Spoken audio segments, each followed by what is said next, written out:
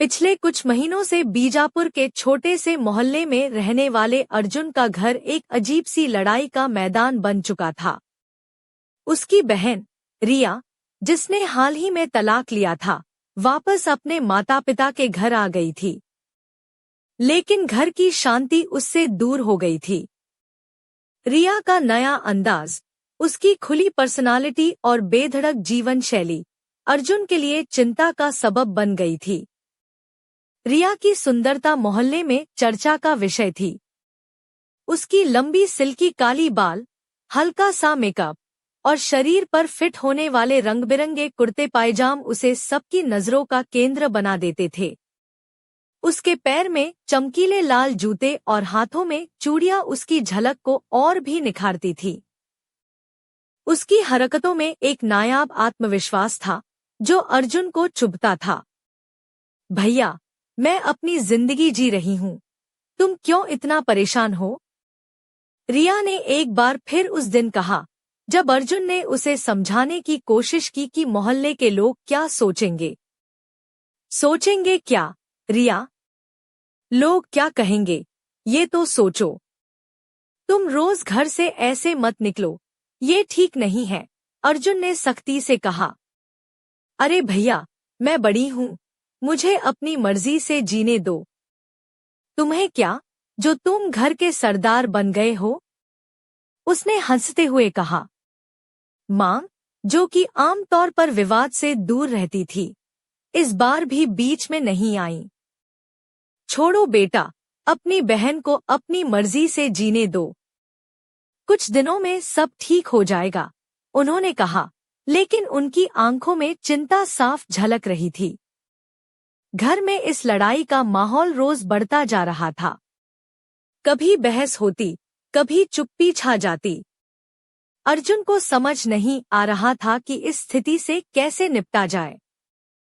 रिया ने भी अपनी आजादी के लिए अपनी लड़ाई जारी रखी थी। एक दिन देर रात, जब पूरा घर सोया हुआ था, अर्जुन के फोन पर एक मैसेज आया। वह रिया के नंबर से था। उसने वीडियो खोलकर देखा, जिसे देखकर उसकी दुनिया हिल गई। वीडियो में रिया किसी अजनबी युवक के साथ थी, और वह सब कुछ था जो अर्जुन ने कभी सोचा भी नहीं था। वह वीडियो जैसे उसकी आंखों के सामने एक नई सच्चाई लेकर आया। अर्जुन का दिल तेजी से धड़कने लगा। वह सोच में पड़ गया कि अब क्या करे। तभी कमरे का दरवाजा धीरे धीरे खुला और रिया अंदर आई। उसके चेहरे पर एक अजीब सी मुस्कान थी, मानो वह सब जानती हो कि अर्जुन ने क्या देखा है। क्या ख्याल है, भैया? वीडियो पसंद आया? उसने हंसते हुए पूछा। अर्जुन कुछ कह नहीं पाया। वह हैरान और घबराया हुआ था। रिया ने खिलखिलाकर हंसते हुए कहा, तुम्हें क्या लगता है, मैं तुम्हारे लिए जिंदगी में क्या कर रही हूँ? चलो, अब मैं भी तुम्हें दिखाती हूँ कि मैं कौन हूँ। अर्जुन ने सोचा कि अब उसकी बहन की ये नई जिंदगी उसे कहाँ ले जाएगी। क्या वह खुद को संभाल पाएगा या सब कुछ टूट जाएगा? तभी बाहर से एक धीमी आवाज आई, मानो कोई गुप्त राज खोलने वाला हो। अर्जुन की नजर दरवाजे पर पड़ी, और वह कुछ ऐसा देखा जिसने उसकी सांसें रोक दी। क्या सच में रिया की जिंदगी में कुछ ऐसा था जो उसने कभी नहीं सोचा था? क्या वह बहन के इस नए रहस्य को समझ पाएगा, या फिर ये कहानी यहीं खत्म हो जाएगी? अर्जुन ने गहरी सांस ली और अपने आप से कहा, यह तो बस शुरुआत है, अभी बहुत कुछ देखना बाकी है। रात के उस सन्नाटे में, जब बीजापुर की गलियों में सिर्फ दूर कहीं से आती हुई कुत्तों की भौंक सुनाई दे रही थी, अर्जुन की नींद उड़ चुकी थी। रिया के भेजे हुए वीडियो ने उसके दिल-दिमाग को पूरी तरह से हिला दिया था। वह बार बार अपने फोन की स्क्रीन पर देख रहा था, जैसे कि वहां छुपा कोई सुलझा हुआ रहस्य उसे किसी अनजाने अंधेरे में ले जा रहा हो। अर्जुन का कमरा बीजापुर के पुराने मकान की छत के नीचे था। लकड़ी की खिड़कियों से बाहर की ठंडी हवा ठिठुराती थी, लेकिन उसके भीतर की गर्माहट शायद किसी आग से कम नहीं थी। वह खिड़की के पास खड़ा था, ठंडी हवा उसके चेहरे को छू रही थी और उसकी नजरें दूर अंधेरे में कहीं खो गई थी। अचानक दरवाजा धीरे धीरे खुला और रिया आई। उसकी चाल में एक अलग ही निखार था, जैसे वह अपनी दुनिया की रानी हो। उस दिन उसने लाल रंग की साड़ी पहनी थी, जो हल्की सी चमकदार थी। साड़ी के नीचे उसकी टखनों तक नंगे पैर थे, जिन पर हल्की सी चूड़ियां जिंजर की तरह बज रही थी। गले में एक पतला सा सोने का हार था, जो उसके गले की हड्डी को नाजुकता से उभार रहा था। मेकअप उसकी आंखों को गहराई दे रहा था और होठों पर हल्की गुलाबी रंगत थी। उसका पूरा अंदाज एक ऐसी लड़की का था जो जानती थी कि वह कितनी खूबसूरत है, लेकिन फिर भी कुछ छुपा रही है। तुम अभी तक जागे हो? सो नहीं पा रहे? रिया ने मुस्कुराते हुए पूछा। उसकी आवाज में एक हल्का सा ताना था। अर्जुन ने नजरें झुकाते हुए कहा, क्या ये तुम्हारा नया अंदाज है या फिर वही पुरानी रिया जो सबको चिढ़ाती रहती है? रिया ने हंसते हुए कहा, अर्जुन, तुम सच में बहुत पुरानी सोच रखते हो। मैं अब वही नहीं हूँ जो तुम्हारे सामने झुकती थी। और वैसे भी मैं तुम्हारे लिए कुछ कर रही हूँ, ये सोचो। तुम्हारे लिए? कैसे? अर्जुन ने सवाल किया, लेकिन उसके शब्दों में गुस्सा और चिंता दोनों झलक रहे थे। तुम्हें पता नहीं होगा, लेकिन मैं अपनी जिंदगी खुद जीना चाहती हूँ। और जो लोग हमारे मोहल्ले में रहते हैं, उनकी बातें मुझे क्या? रिया ने सिर उठाकर कहा, मोहल्ले की बातें तो ठीक है, लेकिन ये जो तुम कर रही हो, ये ठीक नहीं। तुम सोचती क्यों नहीं कि तुम्हारे इस बर्ताव से माँ को कितना दुख होता है? अर्जुन ने तीखे लहजे में कहा। रिया ने उसकी बात को अनसुना कर दिया और कमरे के बीचों बीच आकर खड़ी हो गई। माँ, तुम्हें लगता है कि माँ को फर्क पड़ता है? माँ को तो बस शांति चाहिए, और मैं जानती हूँ कि तुम्हारे लिए ये सब ठीक नहीं, लेकिन मैं कौन हूँ कि तुम्हारे जैसे लड़कों के डर से अपनी खुशियाँ दफन कर दूं? अर्जुन चुप रह गया। वह जानता था कि बहस करने से कुछ नहीं होगा, पर उसके अंदर एक अनकही पीड़ा थी जो बाहर आना चाहती थी। अचानक रिया ने अपने मोबाइल की स्क्रीन पर एक और वीडियो दिखाया। देखो ये, इसमें मैं हूँ, लेकिन ये मैं नहीं हूँ जो तुम समझते हो। ये मैं हूँ अपनी दुनिया में, उस दुनिया में जहाँ मुझे कोई रोक नहीं सकता। अर्जुन ने उस वीडियो को देखा। उसमें रिया किसी पार्टी में थी, जहाँ लोग हंस रहे थे, नाच रहे थे। वह वीडियो इतनी जीवंत और खुली थी कि अर्जुन को अपनी बहन की यह नई पहचान पहचाना मुश्किल हो रहा था। इतनी आजादी, इतनी बेखौफी? अर्जुन ने पूछा। हाँ, और मैं चाहता हूँ कि तुम भी इसे समझो। मैं अब तुम्हारी छोटी बहन नहीं हूँ, जो तुम्हारे हाथों में खिलौना बनी रहे। मैं अपनी जिंदगी की मालिक हूँ, रिया ने उसकी तरफ देखते हुए कहा। अर्जुन ने आंखें बंद की और गहरी सांस ली। अगर ये सब सही है, तो फिर तुम मेरी बहन क्यों हो? क्या तुम्हें कभी डर नहीं लगता? रिया ने मुस्कुराते हुए कहा। डर? डर तो सबसे बड़ा दुश्मन है। और भैया, मैं डर के आगे कभी झुकी नहीं। तभी अचानक दरवाजे के बाहर से कोई आवाज आई। दोनों की नजरें झट से दरवाजे की ओर उठीं। वह आवाज कुछ तेज थी, मानो कोई गुप्त बात बताने वाला हो। अर्जुन ने धीरे से दरवाजा खोला और देखा कि माँ खड़ी थी, बिना कुछ बोले, बस उनकी आंखें दोनों को घूर रही थी। माँ, आप यहाँ? अर्जुन ने चौंक कर पूछा। माँ ने कुछ नहीं कहा, बस एक लंबी सांस ली और कमरे के अंदर आने लगी। उनकी नजरों में चिंता और दर्द दोनों दिखाई दे रहे थे। क्या ये सब ठीक है, बेटा? क्या हमारी रिया सच में इतनी बदल गई है? माँ ने धीरे से कहा। अर्जुन ने सिर हिलाया, लेकिन वह भी नहीं जानता था कि जवाब क्या देना है। रात ने एक अजीब मोड़ ले लिया था। उन तीनों के दिलों में एक अनकही कहानी दब रही थी, जो शायद बहुत जल्दी उजागर होनी थी। अर्जुन ने खुद से कहा, ये तो बस शुरुआत है, लेकिन अब मैं इस कहानी का अंत खुद लिखूंगा। और तभी कमरे की खिड़की से एक अंधेरे साये ने झांक कर उन सबकी निगाहें चुराई, जैसे कि कोई छुपा हुआ रहस्य अभी भी इंतजार कर रहा हो। बाहर से एक धीमी आवाज आई, किसी की जिंदगी तबाह करने के लिए एक छोटा सा वीडियो ही काफी होता है।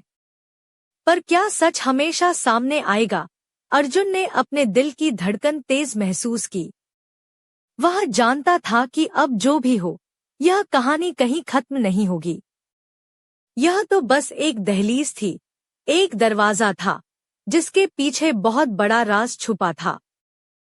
बीजापुर की सुबह ने जैसे पुराने जख्मों पर नया नमक छिड़क दिया था। सूरज की पहली किरणें मकानों की छतों पर पड़ रही थी, लेकिन अर्जुन के मन के अंधेरे अभी भी उतरे नहीं थे। रात भर की बेचैनी ने उसकी नींद उड़ा दी थी। रिया की बातों और वीडियो ने उसके दिल में एक तूफान ला दिया था, जिसने उसे भीतर से तोड़ दिया था। अर्जुन ने नाश्ते के लिए रसोई में कदम रखा, जहां उसकी माँ, सविता, अपने पुराने तवे पर पराठे सेंक रही थी। उनका चेहरा थका हुआ था, लेकिन उनकी आंखों में चिंता के साथ एक अनसुलझी कहानी छुपी हुई थी। वे चुपचाप पराठा पलट रही थी, जैसे कोई सोच उनके मन को घेर रहा हो। माँ, क्या आप ठीक हैं?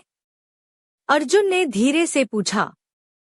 सविता ने एक गहरी सांस ली और मुस्कुराते हुए कहा, अर्जुन, मैं ठीक हूँ बेटा। बस तुम्हारी बहन के लिए थोड़ा परेशान हूँ। उसकी जिंदगी का यह नया मोड़ मुझे समझ नहीं आ रहा। अर्जुन ने सिर हिलाया, माँ, मैं भी नहीं समझ पा रहा हूँ। उसका यह बदलता हुआ रूप और आजाद तरीके से जीना मुझे डराता है। सविता ने कड़वाहट से कहा, डर? बेटा, डर तो हमारे मोहल्ले के लोगों को होना चाहिए, जो तुम्हारी बहन को इस तरह से देख रहे हैं। लेकिन मैं मानती हूँ, उसे भी अपनी खुशी चाहिए। अर्जुन ने तिलमिलाते हुए कहा, माँ, खुशी की कोई हद होती है। जब वह ऐसा करती है, तो लोग क्या कहेंगे? हम क्या कहेंगे? सविता ने अपनी चिंता को शब्दों में बदलते हुए कहा, लोग तो हमेशा कुछ न कुछ कहेंगे, बेटा।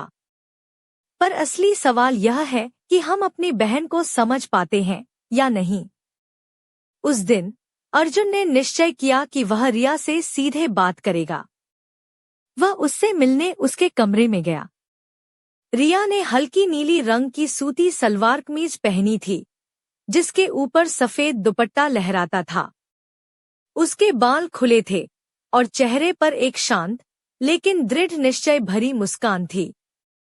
उसकी आंखें चमक रही थी, मानो उसने किसी अंदरूनी लड़ाई को जीत लिया हो। रिया, हमें बात करनी होगी, अर्जुन ने गंभीर स्वर में कहा। रिया ने मुस्कुराते हुए कहा, आखिरकार, भैया। मैं इंतजार कर रही थी। अर्जुन ने अपनी बात शुरू की। मैं जानता हूँ कि तुम अपनी जिंदगी खुद जीना चाहती हो, लेकिन तुम्हारे इस व्यवहार से घर में तनाव बढ़ रहा है। माँ भी परेशान है और मैं भी। रिया ने उसकी बात काटते हुए कहा, भैया, मैं समझती हूँ तुम्हारी चिंता, लेकिन तुम्हें भी यह समझना होगा कि मैं अब वो लड़की नहीं हूँ जो तुम्हारे डर से घुटती रहती। अर्जुन ने कहा, मगर तुमने जो वीडियो भेजा, उस वीडियो ने मुझे चौंका दिया। क्या तुम्हें कोई नहीं रोकता?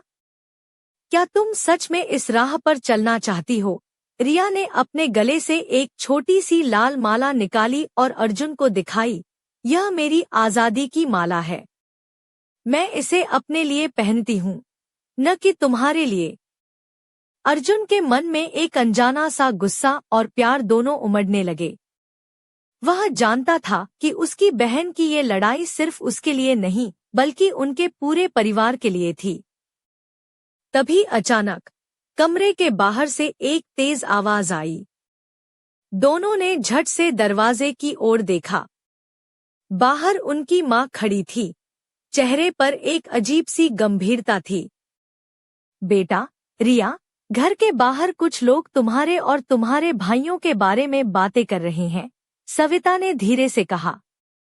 शहर के कुछ लोग यह मानने लगे हैं कि हमारे घर में सब ठीक नहीं। अर्जुन ने गहरी सांस ली और मन ही मन सोचा, यह लड़ाई अब सिर्फ घर के अंदर नहीं बल्कि बाहर भी लड़नी होगी। रिया ने आंखें चमकाते हुए कहा, तो क्या हुआ? लोग क्या सोचेंगे? मैं अपनी जिंदगी जीने वाली हूँ, चाहे जो भी कहें। अर्जुन ने सिर हिलाया। हमें एक साथ रहना होगा, बहन। इस लड़ाई में अकेले कोई नहीं टिक पाएगा। सविता ने दोनों को देखते हुए कहा, तुम दोनों को समझना होगा कि परिवार की इज्जत भी बहुत मायने रखती है। और वो सिर्फ एक शुरुआत हो सकती है। अर्जुन ने मन ही मन महसूस किया कि उसके सामने एक बड़ा तूफान था जो उनके परिवार को तोड़ सकता था या फिर उसे मजबूत बना सकता था। और तभी झरोखे से आती हुई एक ठंडी हवा ने कमरे में घुसकर सबकी सांसें थम सी गईं। उस हवा के साथ एक अजीब सी खुशबू आई, जैसे किसी ने कहीं से कोई रहस्य लेकर उसे भेजा हो। अर्जुन ने अपनी आंखें उठाकर खिड़की की ओर देखा और वहां एक काला साया खड़ा था जो उनकी दुनिया में आने वाला था। क्या वह साया उनके परिवार के लिए संकट था या फिर वह उनके लिए कोई नया मार्गदर्शक? अर्जुन ने अपने दिल में ठाना कि वह इस रहस्य को जल्द से जल्द सुलझाएगा, चाहे कुछ भी हो जाए। कहानी का असली खेल अभी शुरू हुआ था। बीजापुर की संकरी गलियों में दिन भर की हलचल के बाद शाम का सन्नाटा छा चुका था। घर के भीतर भी एक अजीब सी चुप्पी थी, जैसे कोई अनकहा सच हर वक्त फूट पड़ने को तैयार हो। अर्जुन ने महसूस किया कि घर की दीवारें अब उसकी बहन रिया की नई जिंदगी की हर बात को गवाह बन चुकी थी और वह गवाह कुछ छुपाए नहीं रख पाएंगी। रात के खाने के बाद अर्जुन अपने कमरे में बैठा हुआ था, लेकिन उसकी नजरें बार बार दरवाजे की ओर उठतीं। वह जानता था कि रिया अभी बाहर नहीं गई थी, लेकिन उसके कदमों की आहट उसे हर पल महसूस हो रही थी। अचानक दरवाजा खुला और रिया अंदर आई। इस बार उसने क्रीम रंग की साड़ी पहन रखी थी जो हल्की हल्की सुनहरी कढ़ाई से सजी थी। उसकी गर्दन पर एक पतली चांदी की चेन झलक रही थी और कंधे से लटकता हुआ दुपट्टा उसके चलने पर धीरे धीरे लहराता था। उसके होठों पर हल्की सी लालिमा थी और उसकी आंखों में एक चमक थी जो अर्जुन को कभी कभी खींचती तो कभी घबराती। भैया, तुम फिर से परेशान लग रहे हो, उसने पलकें झपकाते हुए कहा। अर्जुन ने गहरी सांस ली और कहा, तुम्हारी वजह से ही तो परेशान हूँ, रिया। तुम्हारे फैसलों से घर में जो हालात बने हैं उसे मैं सहन नहीं कर पा रहा। रिया ने थोड़ी देर चुप्पी साधी, फिर मुस्कुराते हुए बोली, अर्जुन, तुम्हें लगता है मैं तुम्हारी बात सुनूंगी? अब उस दौर में नहीं हूँ जब तुम मेरे लिए घर के बड़े होते थे। अर्जुन ने कड़ा लहजा अपनाते हुए कहा, मैं तुम्हारे लिए बड़ा हूँ या नहीं, ये मायने नहीं रखता। घर में मर्यादा और सम्मान का होना जरूरी है। रिया ने खिलखिलाकर कहा, मर्यादा और सम्मान? क्या तुम्हें नहीं लगता कि तुम खुद भी बदल गए हो? अब तुम बस घर के राजा बन बैठे हो। अर्जुन ने गुस्से में कहा, राजा नहीं, मैं तो बस अपनी बहन की हिफाजत करने वाला भाई हूँ। रिया ने नजाकत भरे अंदाज में कहा, और मैं अपनी जिंदगी जीने वाली लड़की हूँ। तुम चाहो तो लड़ो, पर मैं नहीं झुकूंगी। उन दोनों के बीच की लड़ाई उस वक्त चरम पर थी जब अचानक घर के बाहर से तेज आवाज आई, जैसे कोई चिल्ला रहा हो। दोनों झट से बाहर की ओर भागे बाहर देखा तो मोहल्ले के कुछ लोग इकट्ठे थे जो आपस में बातें कर रहे थे। उनके चेहरों पर चिंता और गपशप दोनों का मेल था। क्या हो रहा है? अर्जुन ने एक पड़ोसी से पूछा। पड़ोसी ने धीमे से कहा, अर्जुन, तुम्हारी बहन के बारे में कुछ बातें हो रही हैं। लोग कह रहे हैं कि वह मोहल्ले की शरारती लड़की बन गई है। रिया ने गुस्से में कहा, शरारती? अरे भाई, मैं तो बस अपनी खुशियां मना रही हूँ। अर्जुन ने ठंडी आवाज में कहा, रिया, क्या तुम्हें एहसास है कि तुम्हारी हरकतों से परिवार की इज्जत खतरे में पड़ रही है? रिया ने ठिठकते हुए कहा, इज्जत? वह तो बस एक औपचारिकता है जो तुम्हारे जैसे लोग बचाए रखते हैं। अर्जुन ने सख्ती से कहा, अगर तुम इस तरह से चलोगी तो ये मोहल्ला तुम्हें कभी स्वीकार नहीं करेगा। रिया ने ताना मारा, और तुम? क्या तुम खुद को इस मोहल्ले का खुदा समझते हो? तभी वहां मौजूद एक बूढ़े व्यक्ति ने हस्तक्षेप किया, बेटा अर्जुन, बहन रिया, तुम दोनों से बस इतना कहना चाहता हूँ कि जीवन में समझौता भी जरूरी होता है। ना तो पूरी आजादी सही है, ना पूरी पाबंदी। अर्जुन ने धीरे से कहा, मैं समझता हूँ दादाजी, पर ये सीमा कहाँ है, ये बताना मुश्किल है। रिया ने कहा, मैं अपनी सीमा खुद तय करती हूँ। अर्जुन और रिया की बहस मोहल्ले के लोगों की नजरों में एक बढ़ती हुई आग की तरह फैल रही थी। घर की छतों से लेकर चाय की दुकानों तक हर जगह उनकी बातों की गूंज थी। अर्जुन ने सोचा, क्या मेरे लिए ये लड़ाई जीतना मुमकिन होगा, या मैं अपनी बहन को खो दूंगा? वहीं रिया ने भी अपने मन में ठाना कि वह अपनी आजादी के लिए कोई भी कीमत चुकाएगी। अचानक दूर कहीं से एक रहस्यमय कार गुजरी, जिसके शीशे काले थे और अंदर से कोई दिख नहीं रहा था। कार के गुजरते ही मोहल्ले में सन्नाटा छा गया। किसी के चेहरे पर डर की झलक थी।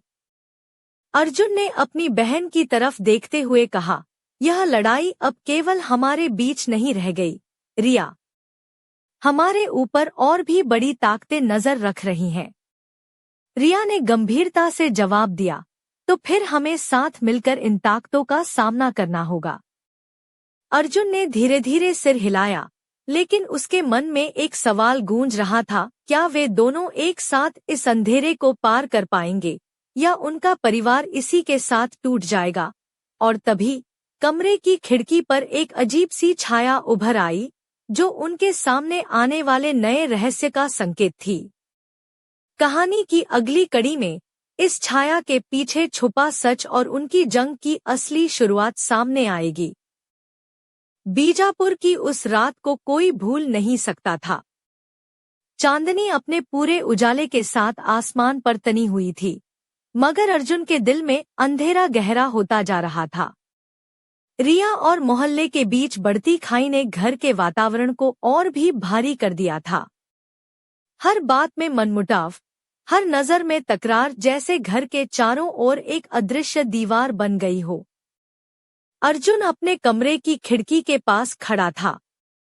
बाहर की ठंडी हवा उसके चेहरे से टकरा रही थी, लेकिन उसके मन की उथल-पुथल कम होने का नाम नहीं ले रही थी। तभी उसकी नजर खिड़की के बाहर एक अंधेरे साये पर पड़ी।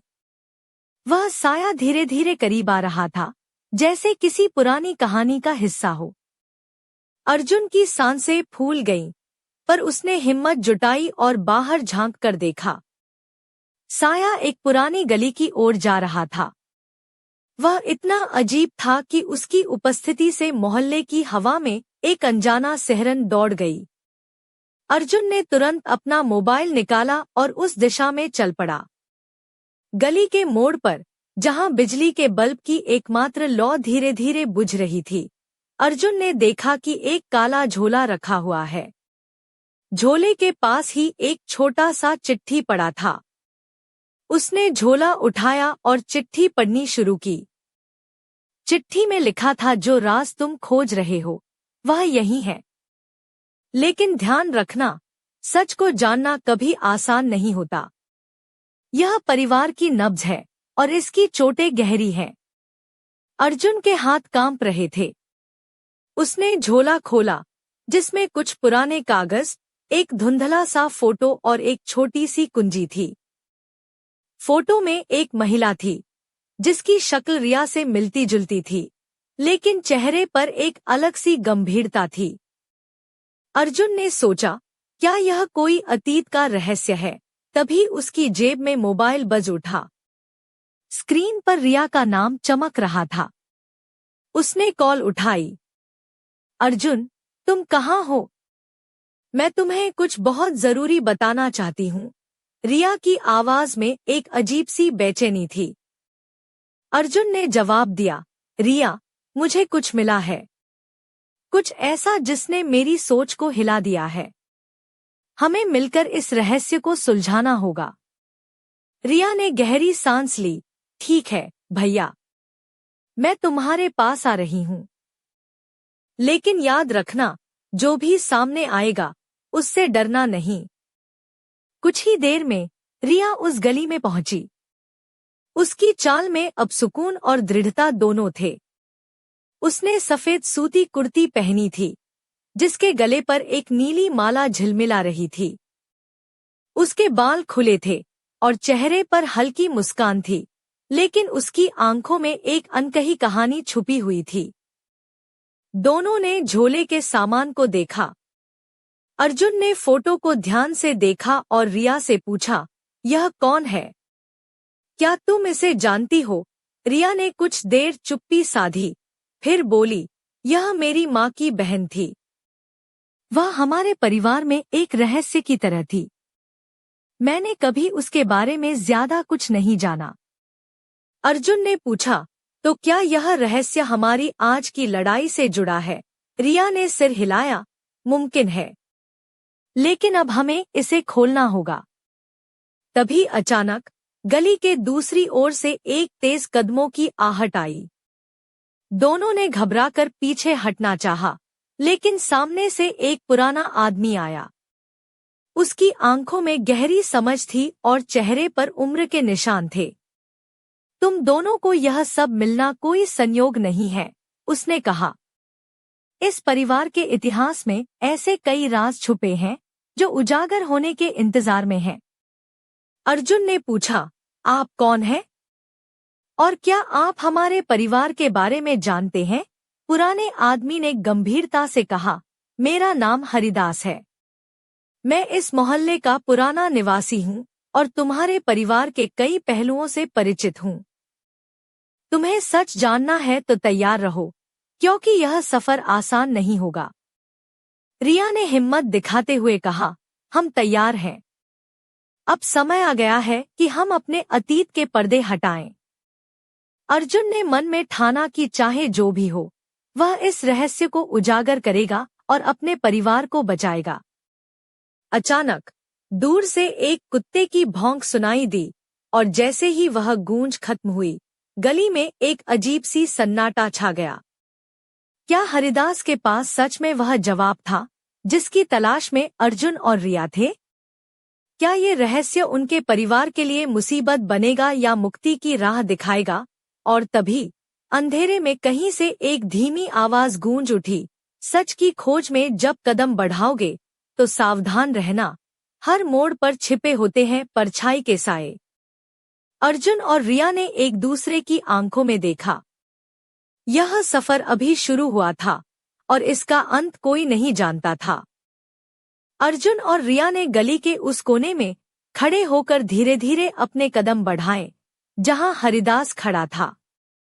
उसकी झुर्रियों भरी आंखों में एक अनकही गहराई थी, जैसे उसने जिंदगी के कई राज देखे हों। उसके हाथों में एक पुराना लकड़ी का बक्सा था, जिस पर धूल की मोटी परत जम चुकी थी। बक्से को खोलते ही एक तेज खुशबू और पुराने कागजों की खनक हवा में घुल गई। यह तुम्हारे परिवार का इतिहास है, हरिदास ने गंभीर आवाज में कहा। तुम्हारे दादा दादी के जमाने से ये कागज और दस्तावेज संभाल कर रखे गए हैं। इनमें ऐसे राज छुपे हैं जो आज की लड़ाइयों की जड़ हैं। अर्जुन ने बक्से के अंदर झांकते हुए एक हाथ से लिखी हुई डायरी उठाई। उसकी कवर पर कुछ नाम और तारीखें थी, जिनमें से एक तारीख खासकर उसकी नजर में आ गई, 1982। उसने डायरी को ध्यान से पढ़ना शुरू किया। पन्नों पर लिखा था, हमारा परिवार कितना भी बड़ा क्यों न हो, प्यार और समझदारी के बिना कोई घर टिक नहीं सकता। रिया ने धीरे से पूछा, भैया क्या यह तुम्हारी दादी की डायरी है? हरिदास ने सिर हिलाया। हाँ, और इसमें कई राज छुपे हैं जो तुम्हें समझने में मदद करेंगे कि तुम आज किस दौर से गुजर रहे हो। अर्जुन ने एक पन्ना पलटा और पढ़ने लगा। मेरी प्यारी बेटी रिया, अगर तुम यह पढ़ रही हो तो जान लो कि जिन परिस्थितियों में तुम हो वे हमारी पीढ़ी के लिए भी नए थे। तुम्हारी आजादी और संघर्ष का इतिहास तुम्हारे परिवार में कई बार लिखा गया है, पर कभी खुलकर सामने नहीं आया। रिया की आंखों में आंसू आ गए। उसने कहा, भैया क्या यह मतलब है कि हमारी आजादी की लड़ाई पुरानी है?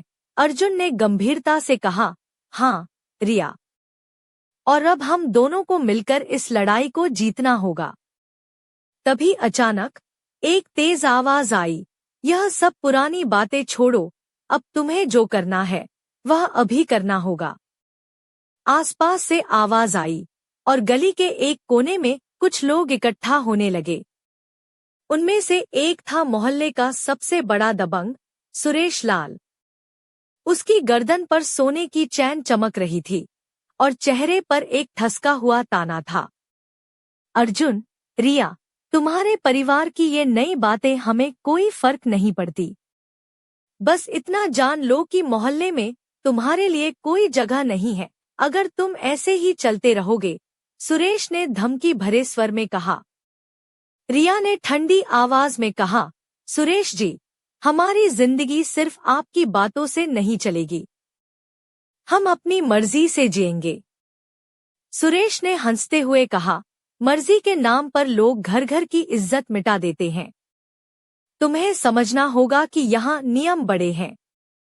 अर्जुन ने हिम्मत दिखाते हुए कहा, हम किसी के डर से नहीं झुकेंगे, चाहे जो भी हो, हम अपनी राह चलेंगे।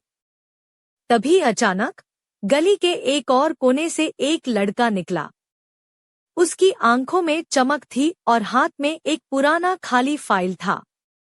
उसने कहा, अगर सच जानना है तो मेरे पास भी कुछ दस्तावेज हैं जो इस कहानी को और गहरा करेंगे। रिश्तेदारों और मोहल्ले के लोगों के बीच एक अजीब सी हलचल मच गई। अर्जुन और रिया ने एक दूसरे को देखा, उनकी आंखों में जोश और डर दोनों झलक रहे थे।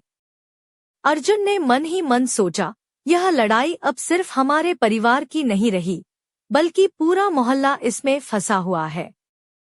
क्या हम इस जाल से बाहर निकल पाएंगे?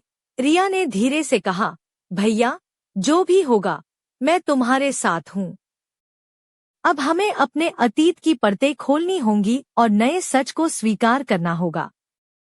अर्जुन ने अपनी बहन का हाथ थामा और दोनों ने ठाना कि चाहे सामने कितनी भी मुश्किलें आएं, वे एक दूसरे का सहारा बनेंगे। बाहर से अचानक एक सायरन की आवाज गूंज उठी और मोहल्ले की गलियों में एक अनजान खतरे का एहसास फैल गया। क्या यह सायरन किसी नई मुसीबत की तरफ इशारा था? क्या अर्जुन और रिया उस खतरे से अपने परिवार को बचा पाएंगे? और तभी अंधेरे में कहीं एक धीमी आवाज गूंजी, तुम्हारे कदम अब उस रास्ते पर हैं जहां से लौटना आसान नहीं, सच की कीमत चुकानी पड़ेगी। अर्जुन और रिया की कहानी अब और भी ज्यादा पेचीदा होने वाली थी और उनका संघर्ष अभी शुरू ही हुआ था।